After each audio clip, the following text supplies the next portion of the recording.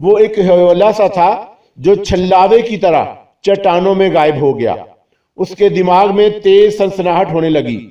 ذہن میں اچانک ہی گائیڈ کا خیال ابھرا کہ کہیں وہ انہیں بے یار و مددگار چھوڑ کر راہ فرار تو نہیں اختیار کر رہا۔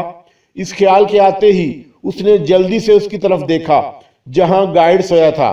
گائیڈ اپنی جگہ موجود تھا، لیکن اس کی حالت دیکھ کر پروفیسر کا وقار کا دل اچھل کر حلق میں آ گیا۔ گائیڈ کا جسم تشنج کی سی کیفیت میں سکڑ رہا تھا جیسے وہ جان کنی کی کیفیت میں ہو۔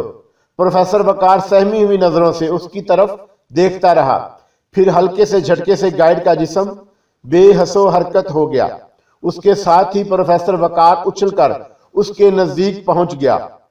مدہم چاندنی میں گائیڈ کے چہرے کے نقوش انتہائی بھیانک نظر آ رہے تھے۔ پہلی نظر دیکھتے ہی اندازہ لگایا جا سکتا تھا کہ زندگی سے اس کا رابطہ ختم ہو چکا ہے۔ پروفیسر وقار نے راجہ کو جھنجھوڑ کر جگا دیا۔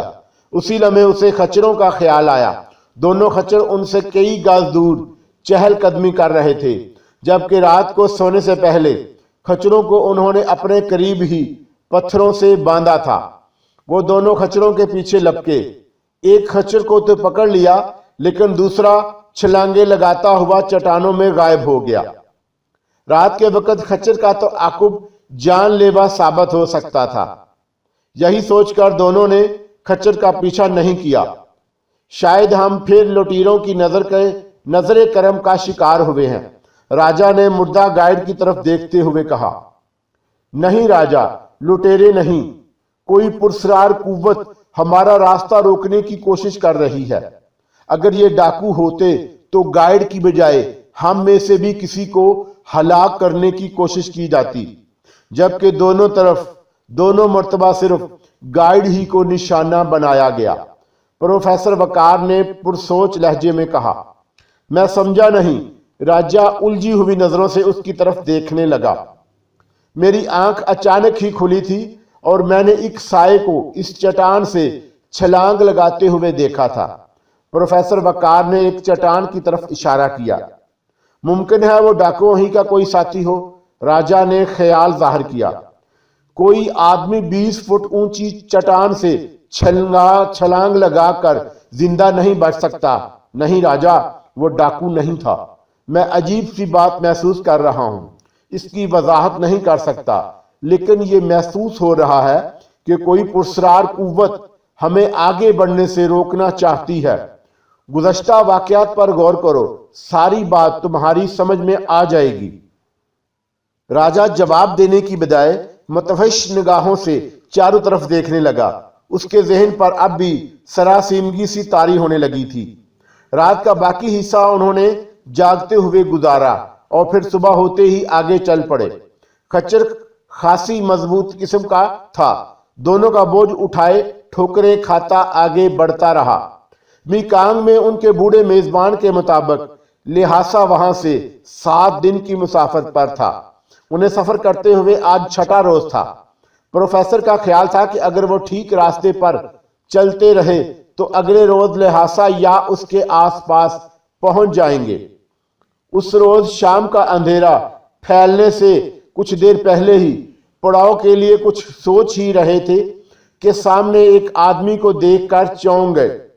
یہ آدمی اس طرح اچانک نمودار ہوا تھا جیسے اسے زمین نے اگلا ہو یا کہیں آسمان سے ٹپک پڑا ہو۔ بڑا عجیب و غریب حلیہ تھا اس کا۔ غیر معمولی طور پر لمبا قد، دبلا پتلا جسم، سر انڈے کے چھلکے کی طرح صاف، باریک باریک مونچھیں چوہے کی دم کی طرح نیچے کی طرف لٹکی ہوئی، تھوڑی پرگنتی کے چند بال، انگاروں کی طرح دہکتی ہوئی آنکھوں میں دوسروں کو مسحور کر دینے والی کشش تھی۔ پروفیسر وقار کا خیال تھا کہ اگر یہ شخص چند لمحوں تک کسی کی آنکھوں میں آنکھیں ڈال کر دیکھ لے تو وہ یقیناً ہپناٹائز ہو جائے گا۔ اس کے جسم پر سیاہ رنگ کا ایک لبادہ ساڑی کی طرح لپٹا ہوا تھا، سینہ برہنہ تھا اور بلا مبالغہ اس کی پسلیاں گنی جا سکتی تھیں۔ وقار راجہ نے اس شخص کا جائزہ لینے کے بعد پروفیسر وقار کو مخاطب کیا۔ یہ شخص انہی کا باشندہ نظر آتا ہے، شاید یہ ہمیں لہاسا کا راستہ بتا سکے۔ مجھے تو کچھ اور ہی چکر لگتا ہے، بہرحال بات کر دینے میں کوئی حرج نہیں۔ پروفیسر وقار کہتا ہوا خچر سے اتر گیا۔ راجہ اس وقت پیدل ہی چل رہا تھا۔ پرسرار شخصیت کا مالک وہ آدمی ان کے قریب آ کر رک گیا اور اس نے باری باری دونوں کا جائزہ لیا اور پھر منہ اٹھا کر آسمان کی طرف دیکھنے لگا، اس طرح نتنے پھیلا پچکا رہا تھا جیسے کچھ سونگھنے کی کوشش کر رہا ہو۔ وہی، بالکل وہی۔ اب یانگشو کی بے چین روح کو قرار آئے گا۔ وہ دوبارہ ان کی طرف متوجہ ہوا۔ اس نے یہ الفاظ اگرچہ کسی اجنبی زبان میں کہے تھے، مگر دونوں اس کا مفہوم سمجھ گئے۔ وہ حیرت سے ایک دوسرے کی طرف دیکھنے لگے۔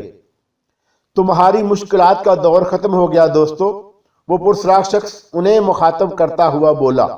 لاماؤں کی یہ سرزمین تمہیں خوش آمدید کہتی ہے۔ یہاں بسنے والی ہزاروں نیک روحیں تمہاری کامیابی کے لیے دعا گو ہیں۔ میرے ساتھ آؤ، اب کوئی شیطانی قوت تمہارا راستہ نہیں روک سکے گی۔ وہ کہتا ہوا مڑ کر ایک طرف کو چل دیا۔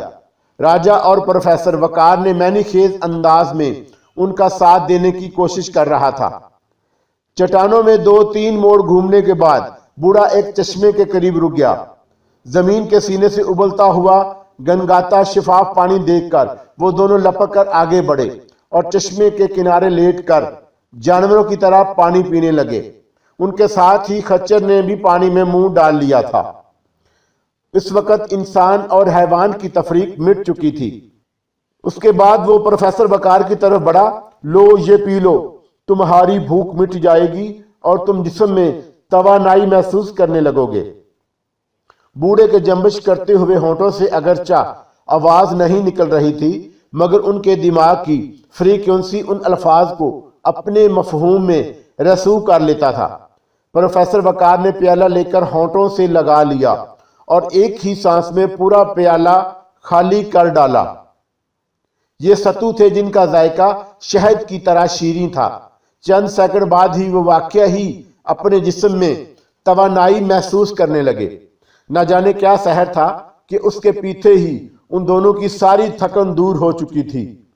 ہمیں آدھی رات سے پہلے پہلے لہاسا پہنچنا ہے، ورنہ گڑبڑ ہو جائے گی۔ بوڑھے کے ہونٹوں کو جنبش ہوئی۔ ہم تمہارے ساتھ چلنے کو تیار ہیں، لیکن پہلے کچھ اپنے بارے میں بتاؤ، پروفیسر وقار نے اس سے پوچھا۔ یہ سوال سن کر بوڑھے کی آنکھوں میں چمک بڑھ گئی۔ وہ چند لمحے اس کی طرف دیکھتا رہا، پھر ان سے ذہنی رابطہ قائم کر کے بتانے لگا کہ وہ لوئی کان کا ایک ادنا سا خادم ہے اور پوٹالا محل میں کئی صدیوں سے شہزادی یانگشو کے جسم کی حفاظت کر رہا ہے۔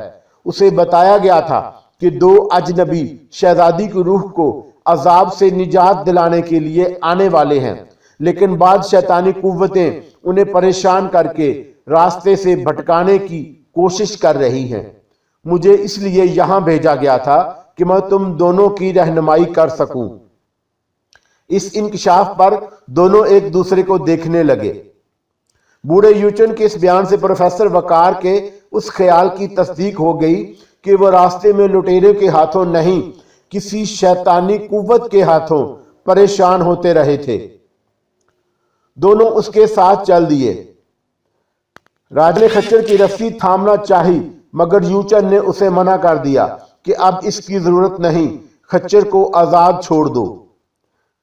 اس وقت شام کا اندھیرا پھیل رہا تھا جب یوچن انہیں لے کر پہاڑی غار میں داخل ہو گیا۔ وہ دونوں یہی سمجھے تھے کہ یوچن انہیں شب بسری کے لیے غار میں لایا ہے، لیکن وہ کہیں رکنے کی بجائے غار میں آگے بڑھتے رہے۔ تاریک غار میں کسی کار کے ہیڈ لائٹس کی طرح 2 روشنیاں ان کی رہنمائی کر رہی تھی۔ یہ روشنیاں یوچن کی آنکھوں سے خارج ہو رہی تھی۔ یہ اگرچہ حیرت کی بات تھی، لیکن اب انہوں نے حیران ہونا چھوڑ دیا تھا۔ قدم قدم پر ایسے چونکا دینے والے واقعات پیش آ رہے تھے کہ عقل دنگ رہ جاتی۔ پھر کس کی بات پر تعجب کا اظہار کیا جاتا؟ غیر شیطان کی آنت کی طرح ختم ہونے میں نہیں آ رہا تھا۔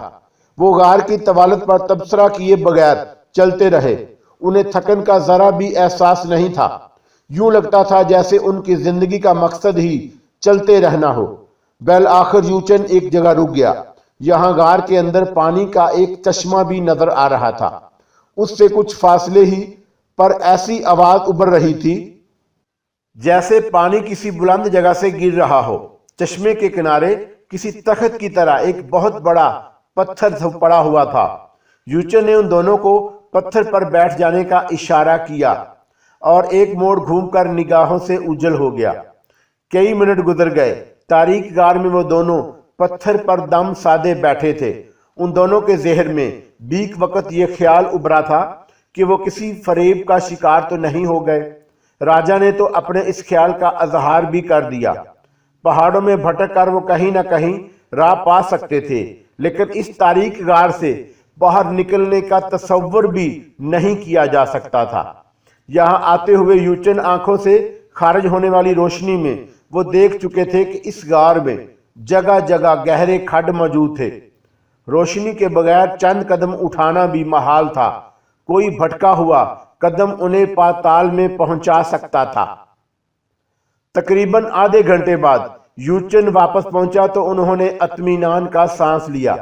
اس نے آتے ہی انہیں اٹھنے کا اشارہ کرتے ہوئے کہا، جلدی کرو، لہاسا کے باسی اس وقت گہری نیند میں ہیں۔ تم لوگ کسی کی نظروں میں آئے بغیر منزل پر پہنچ سکتے ہو۔ لہاسا کیا مطلب؟